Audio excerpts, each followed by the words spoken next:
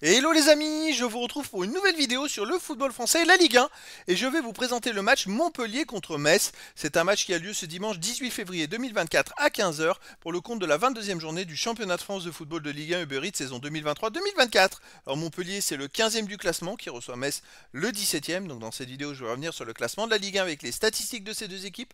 On verra ensuite le classement des meilleurs marqueurs et passeurs de Ligue 1 avec les meilleurs marqueurs et passeurs pour ces deux équipes.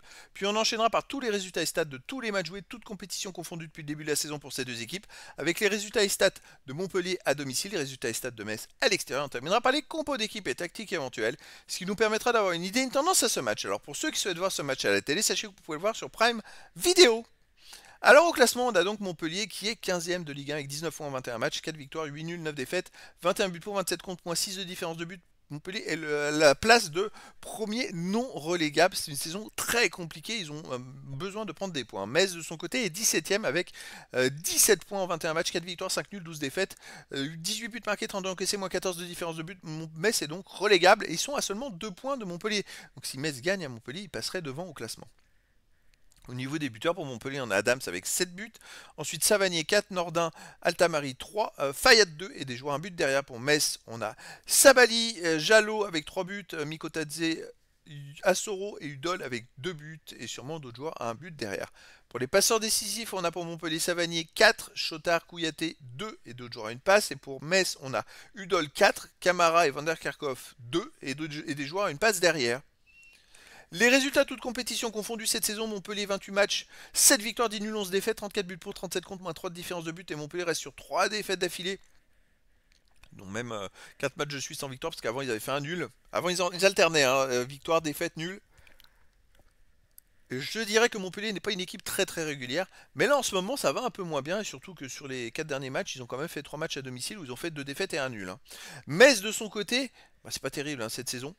8 victoires, 8 nuls, 12 défaites 28, en 28 matchs. 30 buts marqués, 36 encaissés, moins 6 de différence de but. Mais ça avait super bien commencé le début de championnat avec 2 victoires, 2 nuls et une défaite. C'est-à-dire quand ils avaient quand même pris en 15 matchs, sur 15 points, ils avaient pris 8 points dans les 5 premières journées. Après, ça s'est un peu gâté. Puis à un moment, ils ont gagné 2 matchs de suite. Et puis là, le Metz reste quand même sur 7-9 matchs de suite sans victoire avec 7 défaites et 2 matchs nuls. Wow, c'est une chute totale au classement. Allez, les matchs à domicile pour Montpellier, bah, c'est pas terrible. Hein. En fait, on se rend compte que Montpellier n'a pas gagné depuis 7 matchs de suite à la maison. Les supporters ne doivent pas être très contents. 4 nuls et 3 défaites. Ils n'arrivent pas à gagner. Et puis même cette saison, ils n'ont pas beaucoup gagné. C'est une saison très compliquée chez eux. Mais à l'extérieur, bah, ça fait 4 matchs de suite qu'ils ne gagnent pas. Ou ils ont fait 3 défaites et un nul. Après le nul à Marseille était plutôt encourageant. Est-ce qu'on tend vers un match nul dans cette rencontre? Bonne question. Au niveau des compos d'équipe et tactique, pour Montpellier, on aurait du 3-4-3, gardien Lecomte, défense Omergy, Kouyaté, Sagnan, milieu terrain FT, Savanier, Chotard, Mincarelli, attaquant Nordin, Adams et Caramo.